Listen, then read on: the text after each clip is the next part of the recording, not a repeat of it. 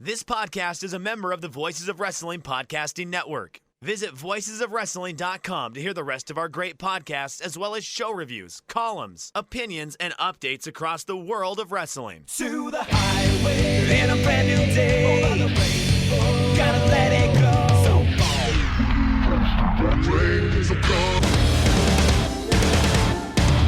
fast to finger down. Dance tonight together. Here everyone is singing.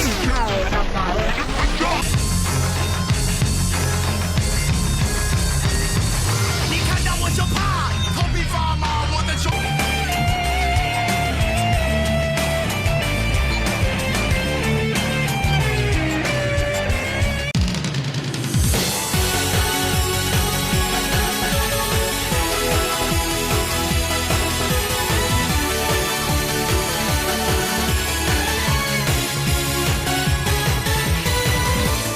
Welcome back to Open the Voice Gate for November 29th, 2022.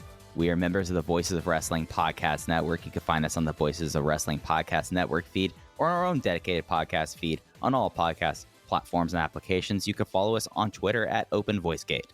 If you'd like to donate to the show, click the link in the show notes. It'll take you to our redcircle.com landing site. You click the red box to sponsor this podcast, and you can set up a one-time or recurring donation. No obligation whatsoever, but we would like to thank all of our previous donors. I'm one of your hosts. It's your old pal, Mike Spear, joined alongside, as always, Case Lowe. And Case, we have a crazy show we're going to get into this week. We took off last week for the holidays, but I wanted to make sure to wish you a belated happy Thanksgiving. How was your holiday, buddy? It was good. It was really nice. I stayed in Chicago. My family came up and visited me. My girlfriend met my family for the first time, which was incredibly nerve-wracking, but that seemed to go well. She's still sticking around, so they didn't scare her too much. And it was very calm. It was very nice. I had my first days off of work. I work about 5.5, 6 days a week and have been doing that all year. And I had all of last week off, which was really nice. So I'm feeling refreshed. I'm feeling very content with most things going on in my life right now, and I'm happy to be back with you. How was your holiday, my friend? It was a lot of fun. I was visiting the lady friend and her family for Thanksgiving. I was out in Fort Worth, and it was a lot of fun. Just like getting to experience like holidays in like a hometown after like not doing it. Like it's not very Hallmark like, but it did have a Hallmark movie vibe. And there's a vibe to it for sure. It's funny that you said that even at your age, because I've not that you're old or anything, Mike, but I've only had that experience a year or two removed from college, and it's it's a good feeling when you move to the big city and things are going okay, but then you come back to your hometown. It's like, all right, that's what's up. Like I'm here and I'm doing okay. What's up, small town people? Yeah, it's like that, but also, I mean. Just like a frame of reference case, I graduated high school in 2004, and after my brother graduated high school a few years later, everyone from my family left Fort Worth. Like, my brother went off to school, my parents moved, I was already away from school. So up until this year, it was a good solid 15 years. So like going to like places like visiting like my girlfriend's family's house is in my old neighborhood. That's Which is bizarre. Which is a very bizarre thing, and it's something that her sister, very sweet, is like, hey, why don't you come move and right across the street? Wouldn't that be great? I'm like, I lived here for like 18 years. Like, it's not like the reason I don't want to move to this neighborhood is not because of you, it's because I lived here for 18 years. You've done your time in Fort Worth. Yeah, it's not even done my town in Fort Worth. I've done my time in that one specific area of Fort Worth that there's just nothing. So. But it was fun.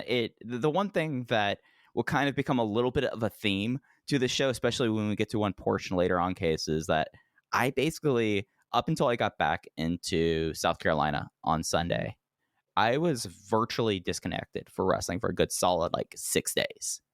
So some stuff happened that I did not realize happened, and context is key in a lot of things. I will say, but it's good to be back, and with how things have been with Dragongate and just with how the end of the year is looking, it's going to be a exciting but a little bit hairy time, I think, closing out 2022. That's interesting because I was very much connected to wrestling over the past week, but not connected to Dragongate. I was watching everything but. I did a big DDT catch-up last week and found myself thoroughly enjoying some main event DDT stuff. Watched some New Japan that I really liked. I owe it to myself and to the voting committee over at the SFM 50 to watch some Noah that I've missed this year, but nothing sounds more unappealing to me than Noah 2022 stuff right now. So I've been staring down the barrel at some Noah shows for 2 weeks now, and I just can't bring myself to watch them.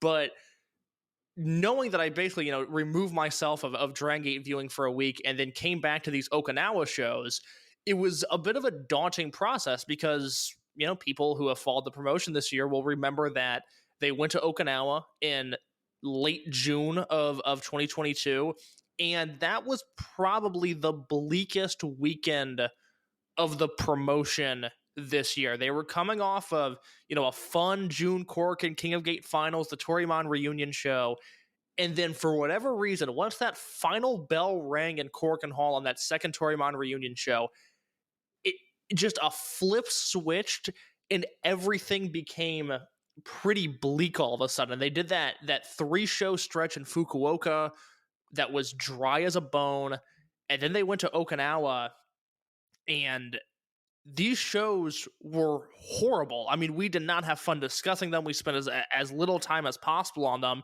and then they steamrolled right into the July Korakuen show, which had the disastrous Minoru angle and the disastrous rest of July. But just from the little bit that we've talked, I get the impression that you were on the same page as me, where we thought these shows were just a ton of fun.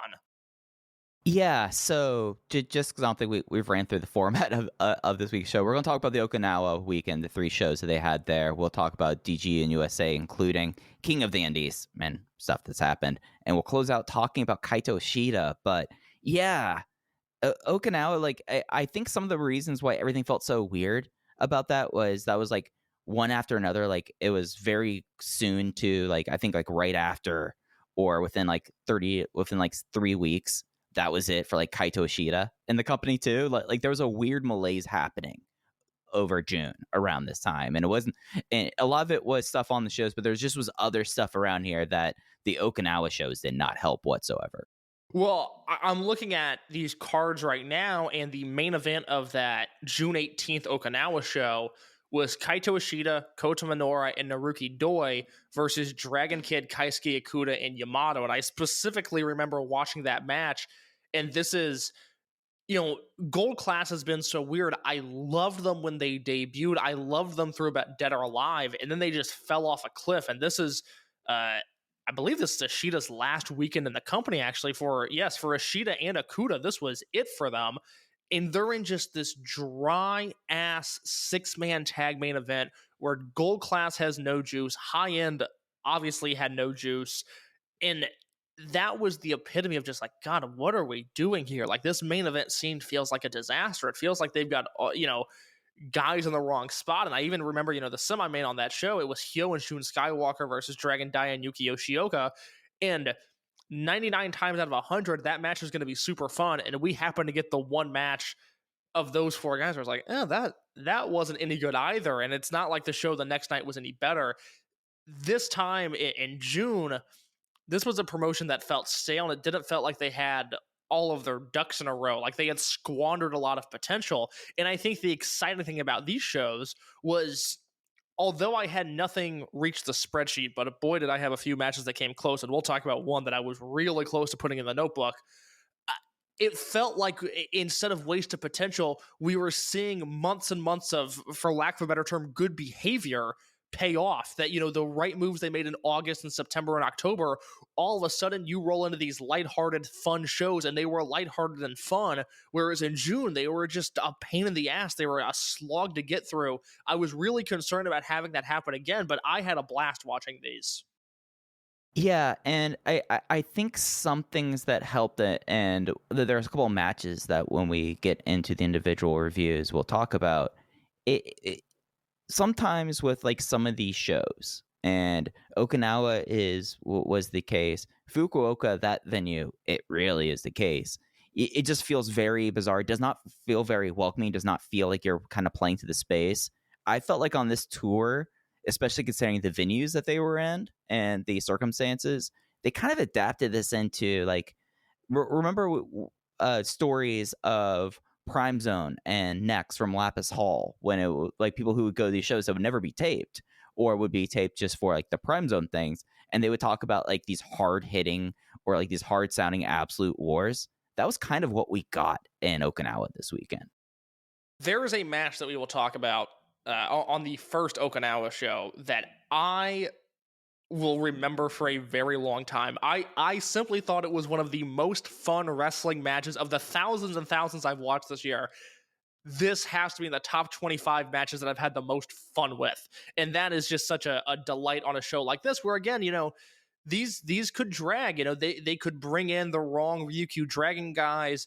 Maybe the Dragongate homegrown talent doesn't work as hard. There are all of these factors that can go into these smaller shows, and instead we just happen to hit the right rhythm here. And I thoroughly enjoyed the 2.5 shows, the 2 Dragongate proper shows, and then the Ryukyu Dragon, Dragongate Dragon X Dragon show that happened as well. Yeah, no, for sure. Let's get into the reviews themselves. As you said, there are basically 2.5 shows. They were on the 26th for the first Dragon Gate show, then the second Dragon Gate show and Dragon X Dragon were on the 27th. All of them are up on the Dragon Gate network and will be up for the next few days. And just like getting into it, just starting off, we start off in Okinawa on the 26th at the Minyo stage. Utahime, 110 attendance. Did not look like they could put any people more into that venue case, because that when you're in Okinawa, you have to make do of some circumstances. But like, let's just put it out there, because this was probably in a lot of ways like not what, if you're someone who's a new Dragon Gate fan and you see this venue and you see the show, this does not seem like what you would hope like Dragon Gate #2 men's promotion in Japan would look like, No, you've got to think of this show, if you haven't seen it and you don't know what you're getting into, as a Prime Zone taping. And if that doesn't mean anything to you, think of the Chikara venue in Allentown, PA. Think of, this was old school studio wrestling. I mean, that's just it. The ring was tiny. It looked like 14 by 14, but that didn't stop these guys from working hard. And there was a chandelier. There was a chandelier, and you can get a really good up close and personal look at it during the intermission of this show. 15 minutes of it. It was something that, like, scrubbing through intermission case, it was just like a delight to like go ahead 15 seconds, because I thought I timed it out right, and it would still be the chandelier. And the only way I could tell that the image wasn't frozen is I could see the light hitting the prisms on the chandelier differently. Yeah, no, if you've got some good weed or some mushrooms or something, you don't need to skip intermission on this show. Just enjoy it while it lasts, because it's a nice hard close-up of a very, very bright, very pretty chandelier. Yeah, no, for sure. And they opened up this first match in the first show in Okinawa with a 6-man tag. This was Deep Courage, Yuki Yoshioka, Dragon Dia, Madoka Kakuta versus M3K, Masaki Mochizuki, Susumu Mochizuki, and Mochizuki Jr. Kakuta got the win at the snap pile driver on Junior in 13 minutes and 59 seconds. This match is available for free on YouTube. I thought this was really good, and it's not that I already wasn't excited for Mochizuki versus Yoshioka for the Dreamgate belt on December 6th, which, if you have not heard, that show is going to be free on the Dragongate network. You will not need an account on, or you might need an account. I don't know. There's let me try that again, because there's no such thing as the free version of the Dragongate network. You will not need an account to watch the December 6th Cork and Hall show. We do not have the full card, but we do know that Yuki Yoshioka will defend his Dreamgate belt against Masaki Mochizuki there. And this just added to my excitement over it. I mean, the chemistry between those two is obviously incredibly strong. And it got me thinking about the Yoshioka run, where, part of my complaint with Yamato with the Dreamgate belt last year and with Kai with the Dreamgate belt in the early part of this year was they're just not doing anything compelling leading up to the big match. I trust that on, a pay-per-view or a Cork and Hall main event that those guys can deliver, but there's nothing getting me to the match that is all that exciting. Yoshioka's been put in a really interesting position where he had Eita as his first challenger, and Eita works an odd schedule and is without a unit, so it was really hard to build up to that match. He wrestled Yamato, who they wrestled once in Korakuen Hall, and then Yamato went to America for 6 weeks, and that was the entire build of that match, was Yamato going to America. And because of the wonky November schedule that was really front-loaded, we haven't exactly seen a ton of Yoshioka and Mochizuki in the ring with one another in the build to this match. And I have no doubt that in the same way that Eita and Yamato, those matches drew really well, I expect more people to be in Korakuen Hall for that Dragongate show than any other show they've put on this year, with the exception of the Kness retirement show. And even then, I think they can get close to that number. So it's really interesting to watch what they've done with Yoshioka. There's a big story being told, this overarching story that he wants to beat all of these former Dreamgate champions. We're not getting a ton of chapters in those stories, though. We're really going from point to point to point, and I like it. It's worked out so far, both from my entertainment, but also from the box office. Yeah, and it's interesting because we'll get more into the upcoming Hokkaido triple shot. I just to say before we get much deeper into this, what a travel week for Dragongate, guys. Like, you have a weekend in Hokkaido, you're back, you remain on tour. Like, I think they had another show before this, and then you're going from Ryukyu, Okinawa to Sapporo, like, consecutive weeks. That's as far away across the country as you can get. Just wild. But yeah, but if you look at these Hokkaido shows, they have 2 preview matches, which is something that has not really happened. And the 2 preview matches are completely kind of different in what they're doing, and it's going to be kind of fascinating.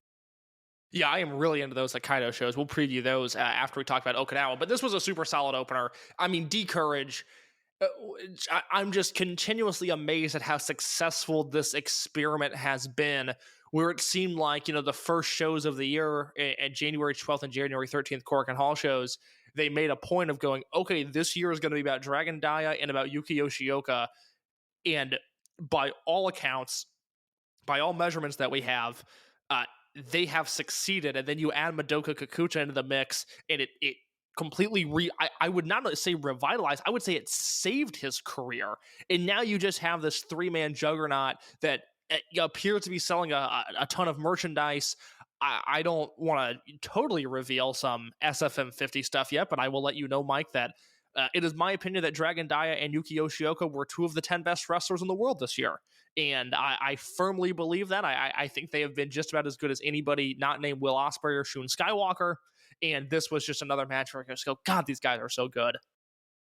Yeah, it's just something that, like, when you see groups and units gel in Dragon Gate, and we've been lucky to see them come together relatively quickly. I mean, think about, like, Masquerade versus RED last year. It's like that they have been together since birth in a lot of ways, and certainly feels that way about D-Courage. Yeah, this was a fun opener. It was nice seeing the preview with Mochi and stuff, and then the junior slide is something I'm enjoying. Watching Mochizuki Jr., like, now drop the belts. He's kind of lost his first big feud with Ishin, and he is struggling a bit. And I find that it's going to be a fascinating thing to kind of watch play out on these small shows before we get into Korakuen, because I have a feeling that he's going to be on a pretty stiff losing streak, save one match he had this weekend.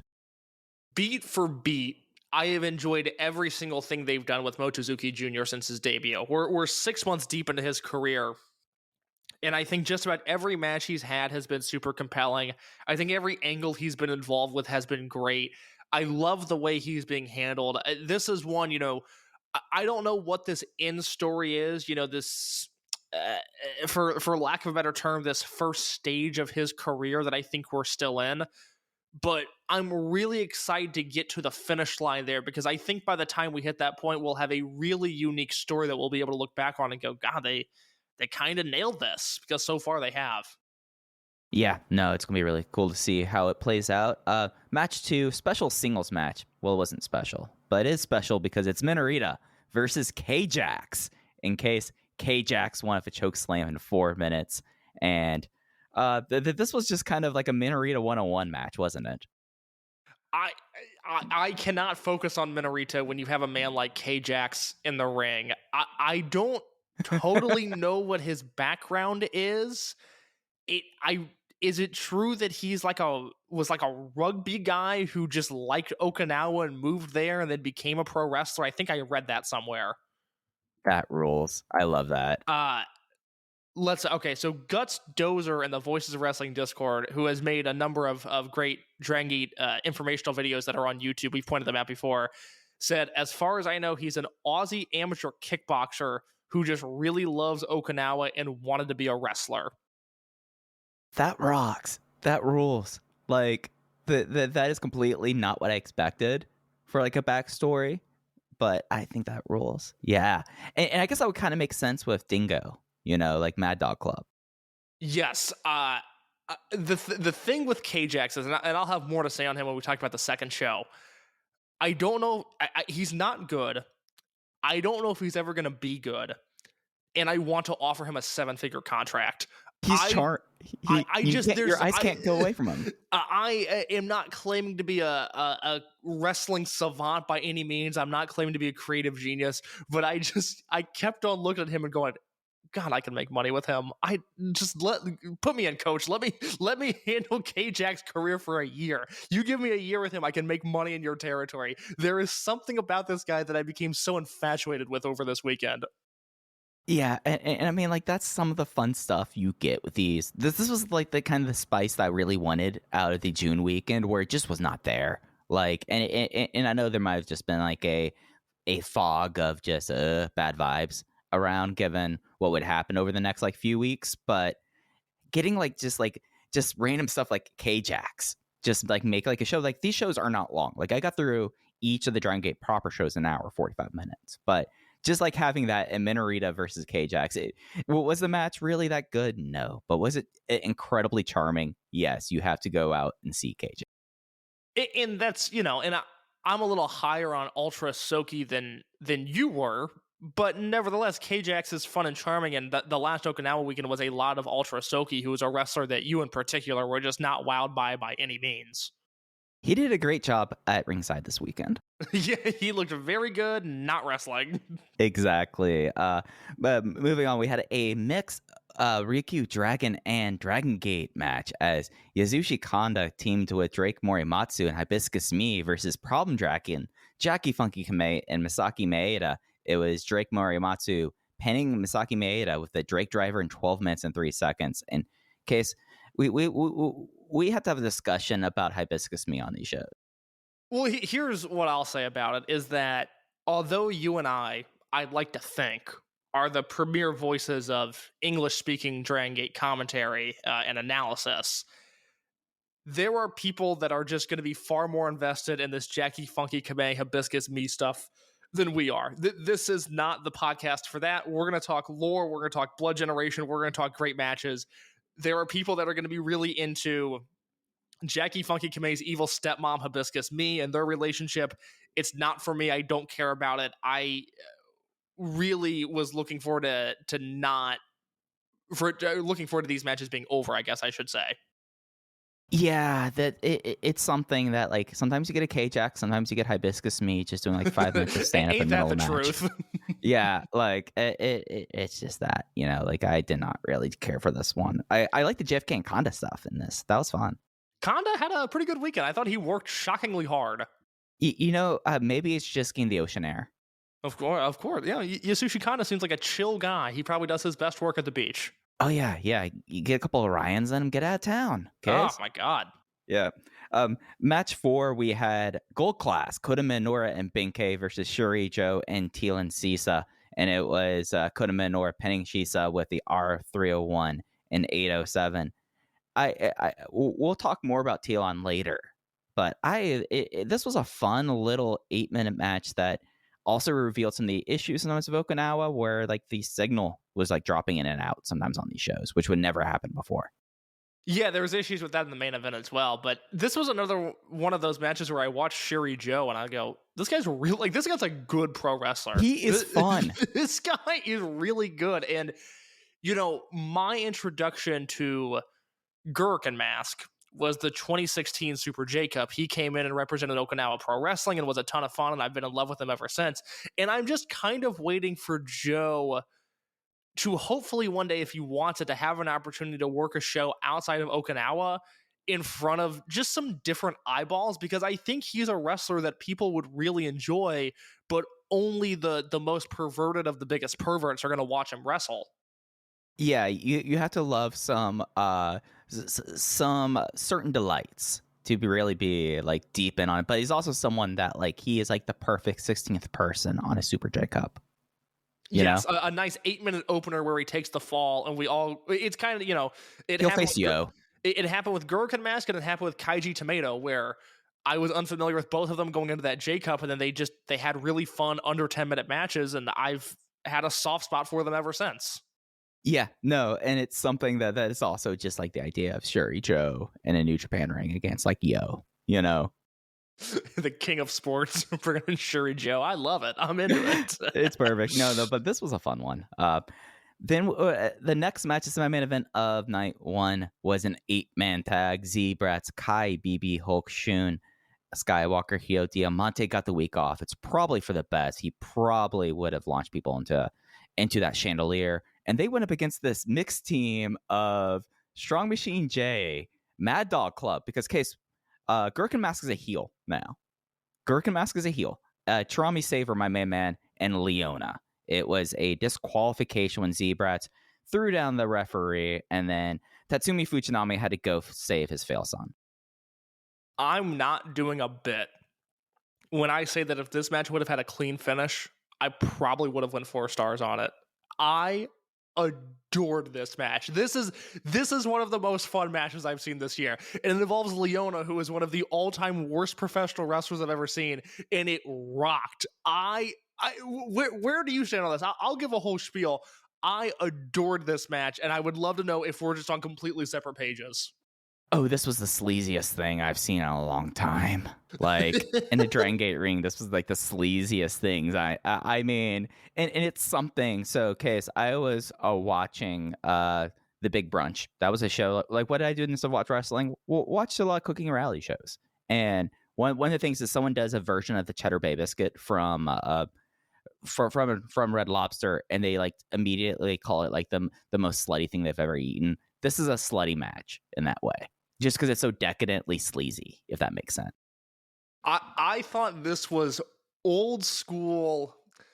Like, I was thinking about a match earlier today of Eddie Gilbert and Ricky Steamboat versus Barry Windham and Ric Flair, which is Steamboat's return to Crockett, and how it's kind of a wild brawl. It's loose, but the talent is there, and it's just a match that has just stuck with me. It's like, God, that's kind of what televised pro wrestling should look like. That's really, really fun stuff. And although it is dangerous to compare anything Leona has ever done to anything that Ric Flair and Ricky Steamboat have ever done, I kind of got similar vibes from this, where it was a fast-paced walk and brawl where you've got, Shun Skywalker and Gurkhan Mask going at it, which obviously is just what I'm all about. You've got Tarami Saver, who is, again, a great pro wrestler, or at least a very good pro wrestler. And there's something about Leona just clearly being the weak link of this 4-man team, in Kai in particular kind of zoning in on him and bullying him around. There was beauty to this match structure. Like, this is a match that was just a ton of fun. And had it not ended in a DQ where, Kai goes to cut Leona's hair, which, by the way, if Kai would have cut Leona's hair and this match would have continued, I would have lost my ever-loving mind. But he goes to cut his hair. Yagi tries to take away Kai's scissors, and Kai shoves Yagi down for the DQ, which I thought was a huge disappointment, because if the match continues and we get a 90-second Shun Skywalker, Gurkhan Mask, hot finishing stretch, I'm giving this match 4 stars. Like, I would have thought it would have been legitimately great at that point, but even with the bad finish, out of nowhere comes a man who I think is the 3rd greatest professional wrestler to ever live, Tatsumi Fujinami, and he cleans house on Z-Brats, and I'm just like, I didn't know any of this was happening. I didn't look at these cards ahead of time. I didn't know Leona was on this show until he walked out. And then I went, is that Fujinami's kid? Why is he here? Like, what is going on? And then not only does he work this match that I thought rapidly, or rather outrageously exceeded my expectations, but Tatsumi Fujinami comes out and gives Kai a dragon screw. And I was just dumbfounded by all of this. Yeah, so I did a little bit of research. I wasn't able to between like when we started speculating caves. I was it was overnight in Japan. Like I didn't expect to hear back for anyone about this, but I think this is a lot like remember how Shinsuke and Nakamura and whatever the fake Chono was on that Sapporo tour. Yeah. I think this might be a Lek thing with Leona and Tatsumi Fujinami because they don't live in Okinawa. Yeah, that was we were going back and forth about that today, and I was like, well, it makes sense that it's a Lek thing, but maybe Leona's just based in Okinawa and we don't know, but that doesn't appear to be the case. I mean, look, I get it. If I was a he promoter, kind of looks like like he like when you were talking about the throwback thing, he looks like someone who like works out on the beach in Okinawa in the 1970s. Yes. It's kind of cool. He would love Venice Beach if he ever had the chance to go. He would get a little too comfortable on Venice Beach, I think, but I get it. I mean, Fujinami is one of my 5 most favorite wrestlers of all time, maybe, if not top 10 for sure. Again, I think I voted him number 3 in greatest wrestler ever. We did it last year. And so if I have the opportunity to book Fujinami and I got to bring his kid with me, I'm going to do it. Quick trivia question. Do you know the one Dragongate show before this that Leona worked on? Wasn't there like a final gate with Fujinami versus Stalker, and he got in on the undercard? There was a Kobe World that Fujinami worked a few years ago. Fujinami, that's right. I gotta look up his. He's worked several Kobe Worlds. By the way, Fujinami, what a worker! He works Dragongate on the 19th, and then works GLEAT on the 23rd. That's a man that could cross divides. Yeah, so Fujinami did Dead or Alive 2014 against Stalker. He did a match that I'll talk about in a second, and then he did Kobe World 2018, Hiro Sato, Masaki Mochizuki, and Fujinami versus Don Fuji, Punch Tamanaga, and Yoshiaki Fujiwara, which, oh my god, what a combination of guys. But Leona would have worked the 2018 Shingo Takagi Homecoming show. He worked the semi-main, which was Genki Horiguchi, KZ, Susumu Yokosuka, and Leona against Big R Shimizu, Jason Lee, Masato Yoshino, and Naruki Doi. One of those things is not like the other 7, and I say that with all due respect to Leona. And then the main event was the Shingo Homecoming match of Shingo Takashi Yoshida and Yuko Miyamoto versus Dragon Kid, Masaki Mochizuki, and Tatsumi Fujinami, which is an all-time god-tier trio team. It's nice when you can get Fujinami around. It's just it's one of those things that I'm okay with Leona being around if he's going to take us back to like 1982 and we're in the concession stand, you know? I love Fujinami. I find even his old man work to be charming, whereas Fujiwara, I find it to be sad. Yeah, absolutely. The main event for the first show was Natural Vibes versus High End Plus a Friend, as it was KZ, UT, and Big Boss Shimizu versus Yamato, Dragon Kid, and Eita. Eita teaming with Dragon Kid since 2018. That's spicy. And Yamato pinned UT with the Galleria in 14 minutes and 50 seconds. Yeah, Dragon Kid, Eita, and Yamato is pretty much the biggest trio they could book from a star power perspective, right? I mean, I would probably sub in Dragon Kid for Yoshioka at this point. Yeah, that's fair. It's a really nice trio. I would like for them to run some Dragon Kid, Yamato, and Eita matches outside of Okinawa where we can actually see if this makes a difference from an attendance standpoint, because I think it's a super interesting trio to run. And my thought here is the same thought I had on the second Okinawa show, which is, man, we really need a Yamato and UT singles match. They've had 2, neither of them have made tape. I need to see what these guys can do with 12 minutes by themselves because their chemistry is excellent.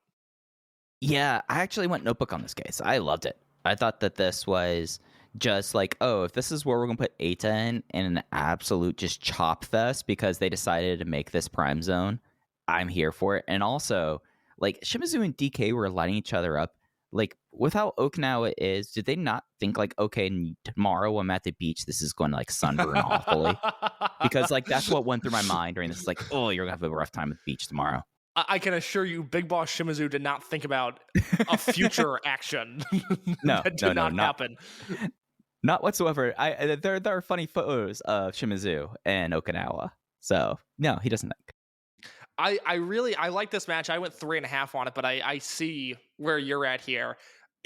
Eita is going to be interesting to watch. You know, I feel like this entire calendar year we've been on Eita watch and waiting for him to do something, and that thing has not always been what we've expected, but we're hitting a point again where, you know, Perros Del Mal de Japón is over, Nozawa is supposedly retiring, and Kotaro Suzuki appears to be DDT bound. So what's his next step in the greater Japanese wrestling universe, and how does it impact him in Dragon Gate? You know, a lot of people have been waiting for the shoe to drop on Eita, his schedule changing in Dragon Gate. He already doesn't work every show. I always thought that story was a little bit overblown. Just again, when people are attached to Nozawa, I think people act pretty irrationally. But he's clearly sticking around, but the ecosystem around him is changing, and I'm really curious to see how that impacts him going forward. If it's him teaming with Dragon Kid and Yamato for a little bit, great, because I think that's a fantastic trio. And it's something that, like, if you're someone that's like going like, oh, he's got to be gone, there is an argument that, like, since these are like fan trip shows, that like a lot of the people there are people that go on like a Dragon Gate vacation. Jay has talked about these on the show before about Sapporo. It's very similar with Okinawa, that maybe it was something that he was already agreed to these dates ahead of time too, you know, and this is where you could plug them in. So, like, there's a lot of ways, like, that there has been no sort of direction in Eita Watch. And it's even more, like, question marks after all the Perros Del Mal stuff you ran through. Yeah, but he's still working a ton of house shows. I mean, he doesn't work every show, but again, he's on the same schedule as Mochizuki, and that's been that way. And I don't think we act that way with Mochizuki because he's not aligned with Nozawa, and so people are able to see with 2020 vision. But for some reason with Eita, it becomes a bigger story than I think people realize it is. So, you know, maybe next week I'm wrong, and he starts doing the Doi schedule where he's only in Korakuen and Osaka and the big pay-per-view shows. But I expect Eita's Dragon Gate work to stay the same. I'm just ready for him to be back in a unit. I want people to have the ability to buy an Eita Dragon Gate shirt again. And again, if that's him filling in with high end for a little bit, I think that's a smart move. I'd really like to see that. Yeah, and for the conspiracy-minded, Eita is going to Hokkaido next weekend.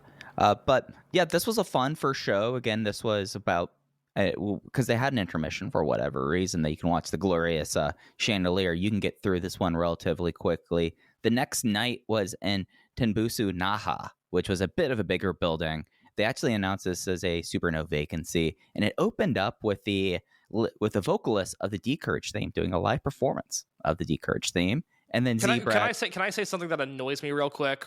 What's up? Because I didn't realize this show was considered Super No vacancy, and it's why I get so annoyed by the air quotes research that is done that shows total attendance in Japan over a period of time, because this weekend was clearly a success.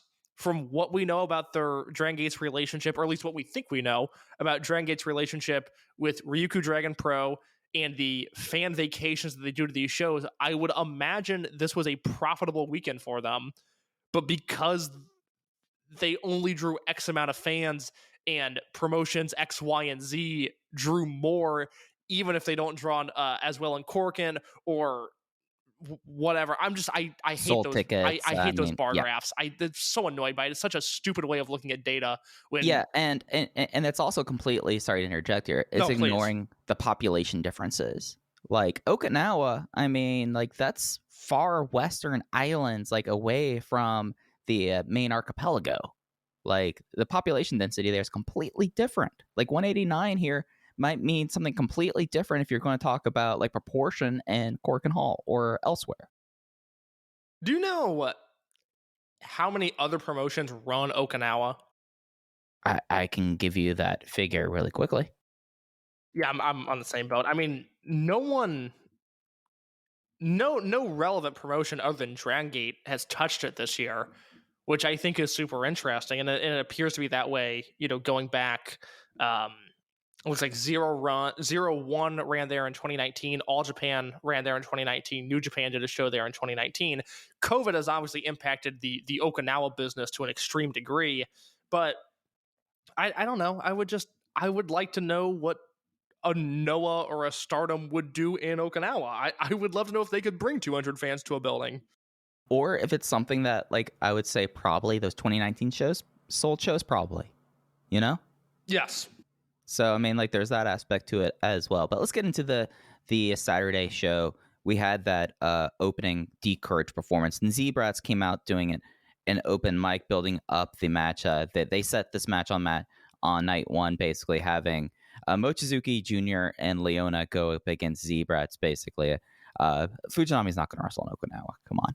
But working fathers and sons that way. They're building that up. Then Tila and Shisa came out, challenged Shio for the Brave Gate, and that got made for later on in the night. But then we opened with an 8-man tag. It was Natural Vibes, KZ, Strong Machine, Jay, Big Boss Shimizu, and Jackie Funky Kamei with temporary Mad Dog member Problem Dragon Mondai Ryu teaming with the rest of Mad Dog Club, Gurukun Master Rami Saber, and K-Jax.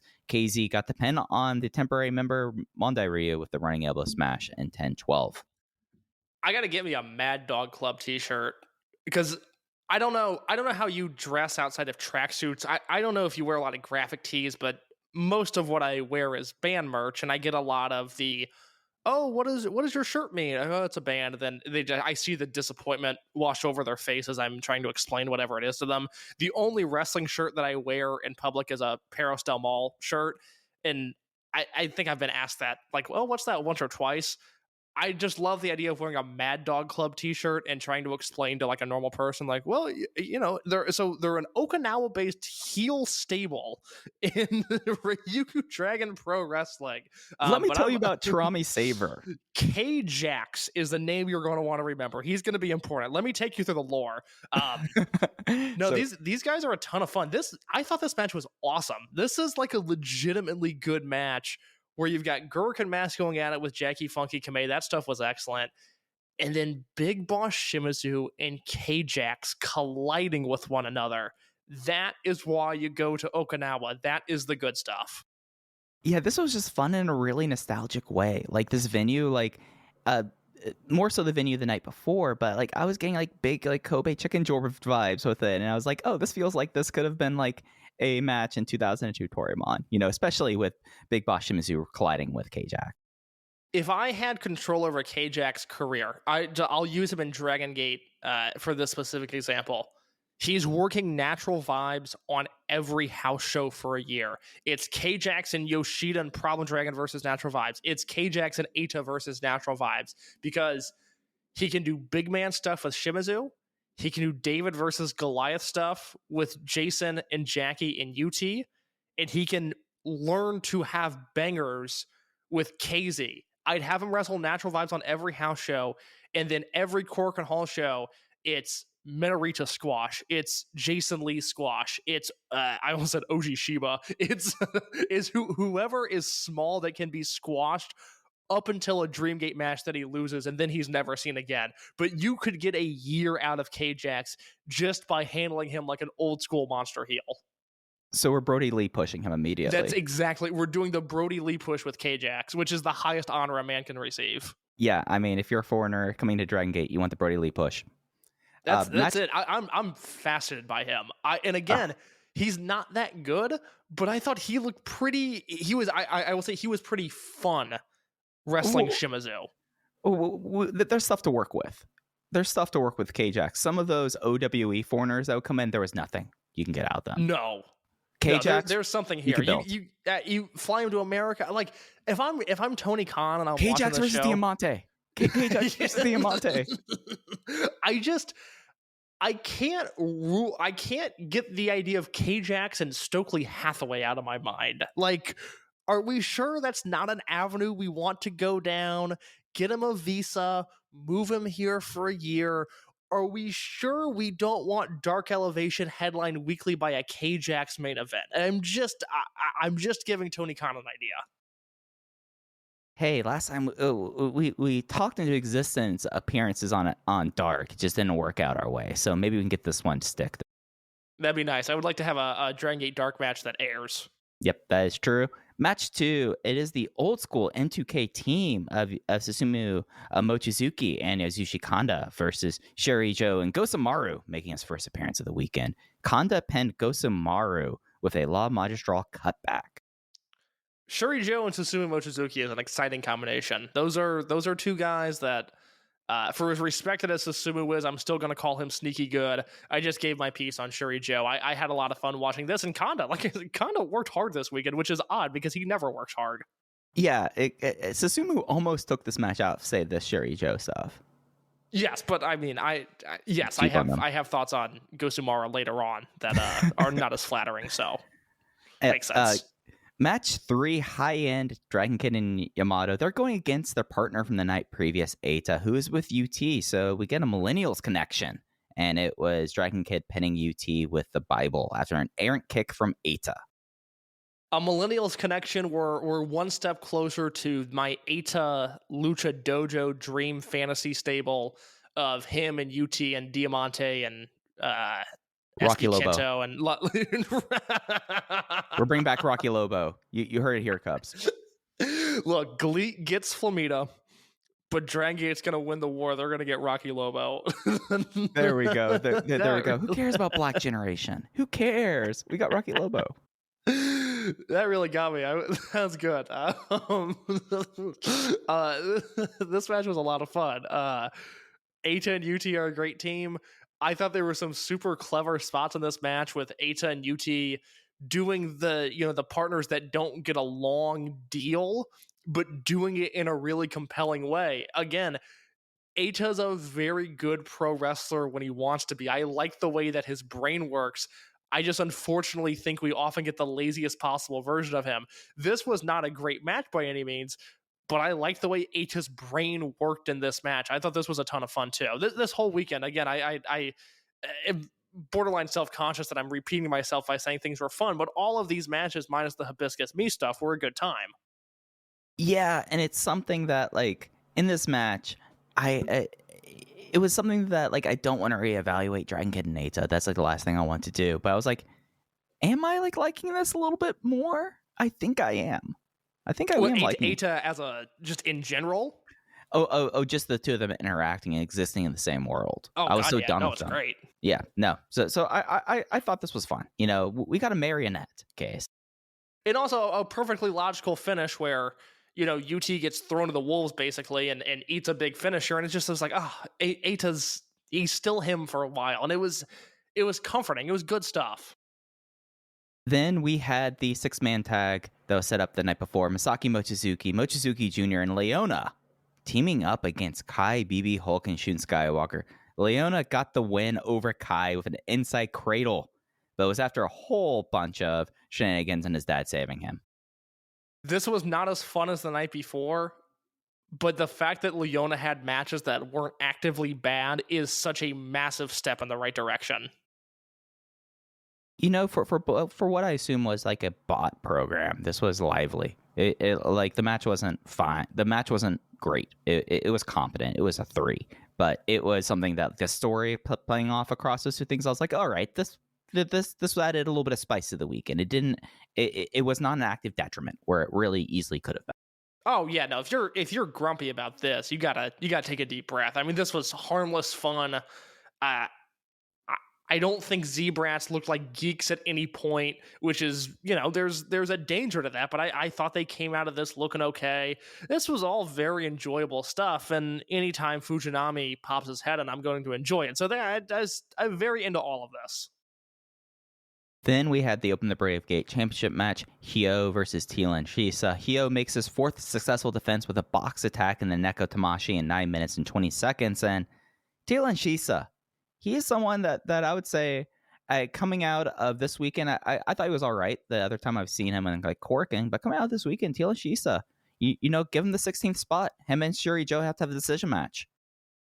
So I myself screwed up, and I put this match in an unfair situation because I watched the first Okinawa show, and then I watched the Dragon combination show, the joint show, and then I watched the second Okinawa show, and on the joint show, Shisa wrestles D-Courage and is electric. I mean, is like mind-blowingly quick and is right there with all of D-Courage. And I went, well, oh my God, if he's this good in the trios, what's he going to be like against Hyo? And I was let down because he wasn't as good in this match as he was on the other show. I thought this match was fine. It's, another feather in Hyo's cap where he works a pretty compelling Bravegate match that is very much his own style. But I had way too high expectations going in, given what I had already watched from Shisa. Yeah, like I came into this thinking of like, oh, it's going to be a Hyo Bravegate match, and now I'm pretty well accustomed to it. So I didn't have that coloring with it, and I liked it, I think, probably a good bit more because of that, because I was like, oh, it's going to be Hyo, healing, basically like he operates in a certain way, and it's going to be, can the local guy overcome the odds against a touring champion? And that worked for me a lot. Yeah, very much so. No, this was not a bad match by any means. It was a bit of a disappointment just given the way that I headed into the match. But this Hyo Bravegate run has been very interesting to watch because he's starting to execute something that I've praised him for in the past, is that he has his own style that I think has helped make him stick out. And you go through the reign, he won it from Dragon Dia, he beat SB KENTo, he beat Jason Lee, beat Dragon Kid, he beat Shisa here. I was way more into that SB KENTo match than most people were. And outside of that, I don't know if he's done anything great, but I think he's been very good. I think he's been a very good champion. And for as odd as the Bravegate belt has been, you think about how it was, it went from Susumu to Ishida, had that huge run, but then once Ishida lost the belt, when Okuda and then Genki and then Kagatora and then SB KENTo had a few stabs at it, the belt is healthy on Hyo right now. He is a guy who is at that right star level for being the Bravegate champion, and I think he has done wonders with the belt. So I'm really into his run right now. Yeah, it's something where I remember the lore of the Dragon Kid and Eita feud where Eita ripped up the Bravegate and they gave it a white strap because the idea is that each champion colors it with their reign. And it's something where like Hyo's reign really has like, it's very distinctive in the way that I feel like that they were trying to allude to with that, whereas sometimes, that's a cute catchphrase, but it's not actually reality. Hyo has changed the Bravegate to his purposes, and I think that's very fascinating. I think it's very successful for him. It's something where he constantly has found ways to take just this personality and charismatic aspect and revolutionize his career around it, and it's remarkable to see. And you think about the best Bravegate runs in history, for whatever reason, maybe it's just the fact that it is technically the mid-card title, but you think about the best Bravegate runs, and they all have some personality to them. You think about Pac, what he did, and you think about that Flamita run, and you think about Kotoka when he had the belt, and Yosuke when she had the belt, and then you think about even that great Kaito Ishida run had its own little tone to it.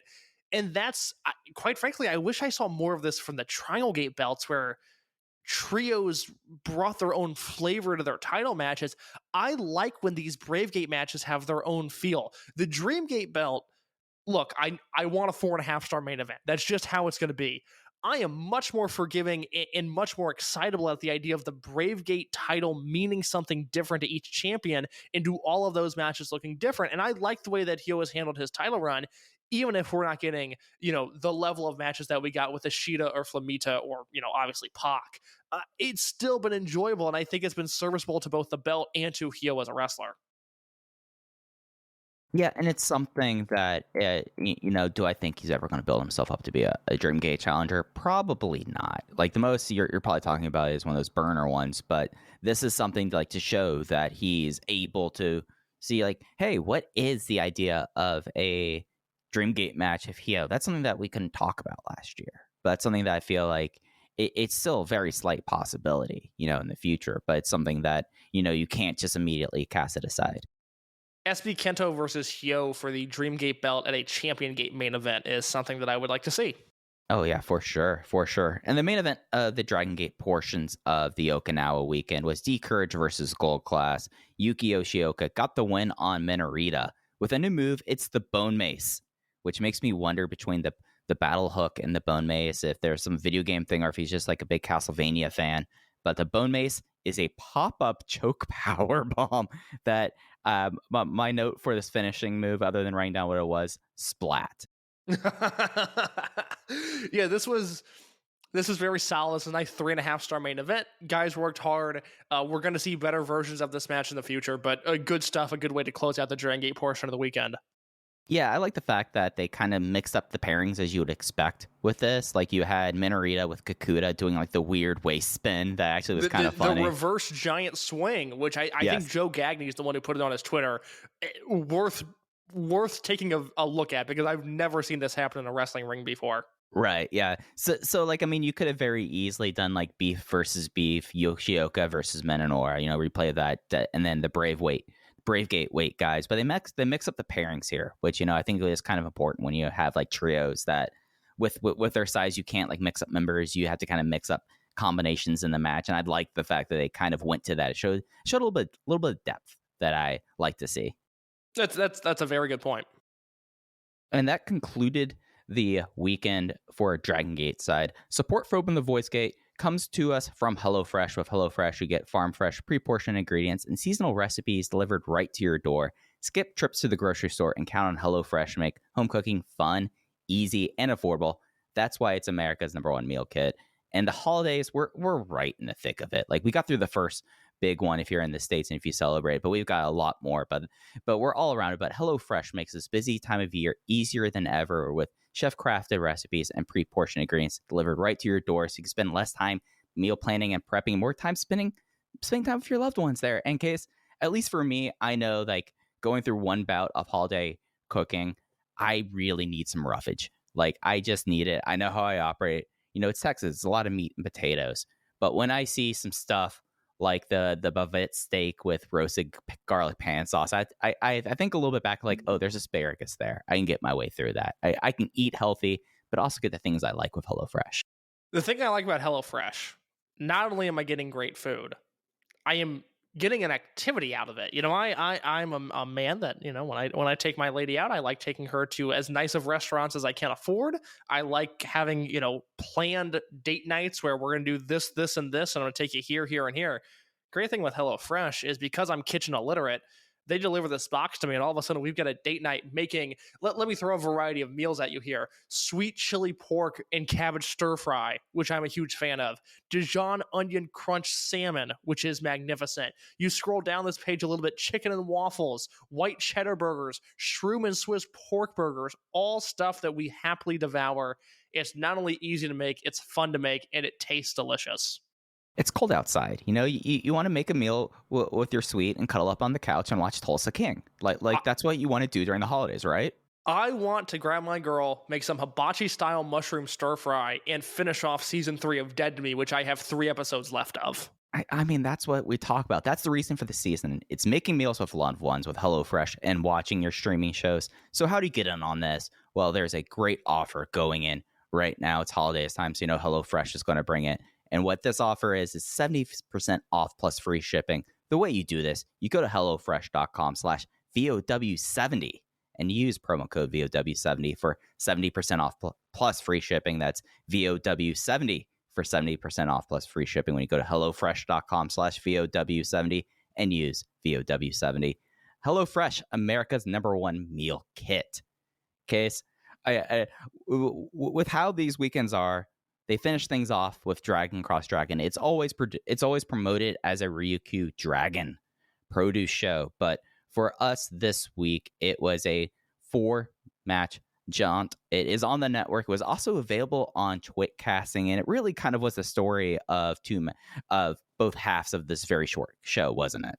Well, yes, I could give you takes on the first 2 matches real quick. The show kicked off with Ryo Saito versus Masaki Maeda, and I don't know where you're at, Mike. I have watched every match that has made the Dragongate network this year, with the exception of the May 3rd and May 4th Kyoto KBS Hall shows, because they were right before Dead or Alive, and with work stuff going on, I did not have a chance to watch those before Dead or Alive. Other than that, I've watched everything that's hit the network. I've watched probably 80% of the YouTube uploads, but I made an executive decision to skip Saito versus Maeda. There are just not enough hours in the day for this bullshit. All right, it was 8 minutes and 51 seconds. He submitted her with a cycling Yahoo. I give it 1 3/4 stars. And as for Dragongate and Yamato versus Charami Saver and Hibiscus Me, it was a Hibiscus Me match that went 17 minutes. It was longer than any other match on the weekend. This was the longest match on the weekend in case. It was 17 minutes. How long did this match feel like to you? Oh, a safe estimate is 34. Double it. Yeah, I'm going to have a bill for my time that I'm going to be giving to Hibiscus Me. And it's her act is over in Okinawa. Like, I'm not going to take that away from her, but it's something that is so lost on translation on a Dragon Gate show. It just feels so discordant in a way. Like, I mean, the matches stop for like 3 to 4 minutes each time. Like, this happened last Dragon show with Benkei. Remember? It was like 4 or 5 minutes. Yes. Look, I hate to disparage the Mad Dog Club. Huge Mad Dog Club guy, but Charami Saver. Oh, my God. He won the Ryu King title from Benkei. We haven't seen that match yet. Oh, I didn't know that happened. I want to see that. You didn't notice that he was walking around with that belt and not Benkei this weekend? That's a good point. Okay, so that show November 13th. I want to see that show.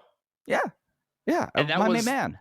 And of course, semi-main event, KZ and UT versus Hibiscus Me and Jackie Funky Kamei. I'm gonna have to watch it because it's a title match, but it's a land of contrasts. It's a land of contrasts.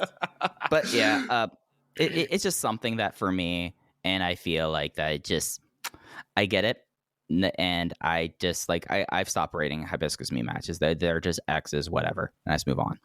The thing is, the last 2 matches I thought were very good at least. So. Absolutely. We had D-Courage versus Gosamaru, Shuri Joe, and Tyron Sisha. And it was D-Courage getting the win with the frog splash on Shuri Joe from Yuki Yoshioka. And this was an absolute blast. This was a whole lot of fun. Yeah, I kind of said my piece on this earlier. I thought Tyron Sisha was outstanding in this match to a point that it ruined the Bravegate match for me because I thought he was so good here. This was maybe, for lack of a better term, the most traditional Dragon Gate match. Like, this was just a fun 6-man tag that was worked at a ridiculous pace. I thought Gosamaru, lacked a little bit behind Joe and Shisa and the D-Courage guys, but still, this was like a 3.5-star trios match that is well worth your time. A lot of life on it. A lot of life in it. I was 3 3/4, so we're kind of on the same page there. And then we had the main event of the weekend. This was for the Twin Rio tag team titles. It was Natural Vibes, KZ and UT, defeating the Mad Dog Club of Gurkhan Mask and K-Jax. It was an elbow smash jackknife pin on K-Jax, and big news coming out of it, UT was banged up in this match and has been pulled from ongoing cards, but does not look like it's going to be a prolonged injury. He looked like very early on, actually tweaked his knee, wrestled the remainder of the match, and then they've pulled him for upcoming shows. Yeah, I went 3 3/4 on this. This 4. 4 for you. Good for you. You didn't have the fear. K-Jax hit in the notebook. How about that? I got to give it up for K-Jax, and I really have to give it up to heel technician Gurkhan Mask. Awesome. Awesome in this match. He comes in a pair of short shorts and is just trying to rip apart UT's knees. He might actually be too good at it. There's a spot in this match, my favorite spot of the match. If you've seen UT do this before, you're going to know exactly what I'm talking about. He whips the guy off the ropes and then sort of sits down on his back and waits to catch them in a prawn hold when they come back off the ropes. It's his big flash pin that he does. And he went to do that. What was it? It's passion. That's right. That's his passion. So he goes to do that to Gurkhan Mask, and Gurkhan Mask rolls through and puts him in an ankle lock, and it looked T2P levels of crisp. It was so clean and so shocking to see that happen. To me, that submission spot is the big high spot of the match. I thought, I don't know if people understand that I'm not doing like Gurkhan Mask praise tongue-in-cheek. I legitimately enjoy him as a pro wrestler. This is why, because Gurkhan Mask was really, really good in this match. Legitimately great heel technician. Yeah, no, this was an absolute blast. K-Jax working Monster pretty well. Great job. They took some time and they had to basically just buy time to make sure UT was able to continue. Like you could tell you could tell immediately what was up with that. And, they came together and it was just an absolute blast of a match. It was a whole lot of fun, and hopefully they brought K-Jax back with. Yeah, because K-Jax, I mean, this was a big match where he didn't look lost, and down the finishing stretch, he plays a huge part in it. He gives a double choke slam to KZ and UT. He gives a lariat to UT that, quite frankly, had that been the finish, I wouldn't have complained. I wouldn't have been shocked by any means. And then he takes the finish from KZ. This was a ton of fun. This match is worth your time if you're looking to parse through this weekend. I would recommend the last two matches of the first Okinawa show. And I would really recommend sitting down and watching the last two matches of the Dragon show. Yeah, it just was a really fun weekend. Before we move on to other Dragon System Universe stuff, let's run through these Hokkaido shows. There are this weekend. This is the semi-annual Hokkaido trip. It will be from the Sapporo Ion Stadium. Like always, we have 3 shows here. Okay, so you want me to do the usual thing where I run down each night and then we will give our thoughts? Yeah, go show by show because I've got thoughts on all of these individual cards. All right, the opener on night 1. This is on the 2nd. It will be on the network. It is a 6 o'clock local time start. Check your local listings. KZ and Jackie Funky Kamei versus Genki Horiguchi and Eita. Susumu Mochizuki and Yasushi Kanda versus Hyo and Ishin. Yuki Yoshioka versus Mochizuki Jr. Big Boss Shimizu and Strong Machine J versus Masaki Mochizuki and Don Fuji. Jason Lee versus Shun Skywalker. Gold Class versus High End and Problem Dragon. And then a Twin Gate title match, Dragon Dia and Madoka Kakuta versus Kai and BB Hulk. There's a lot of good stuff on this show, and I will always be very partial to the December 2020 triple shot that they did here, which I just thought they were just 3 shows that I all thought hit really hard. I thought they were great shows, and this has the same potential. I think the opening match, KZ and Kamei versus Eita and Genki, that's a fun combination of guys. Yoshioka versus Mochizuki Jr. is fascinating. Shimizu and Strong Machine J versus Mochi Fuji sounds like a ton of fun. We get Jason Lee versus Shun Skywalker just because. And then you've got Dia and Kakuta versus Kai and BB Hulk, which could very easily be a 4+ star main event. I love this card. Yeah, and it's like really like look on this show, and each of these matches I think has a lot to offer, and it's something that on these Hokkaido weekends, like you would think that maybe there would be a little bit of holding back on it, and at least like in this era, they really haven't. So I'm not too worried about people leaving stuff in the tank for their main of the weekend. Moving on to the next night, December 3rd, this is a 5 o'clock local time start. Benkei and Minorita versus BB Hulk and Hyo. Ultimo Dragon makes his first appearance in a couple weeks with Genki Horiguchi and Kaito Nagano versus Yamato Dragon Kid and Problem Dragon. Strong Machine J and Jason Lee versus Don Fuji and Eita. Kodama Nora versus Susumu Mochizuki. And the 6-man tag D Courage versus M3K Masaki Mochizuki, Yasushi Kanda, and Mochizuki Jr.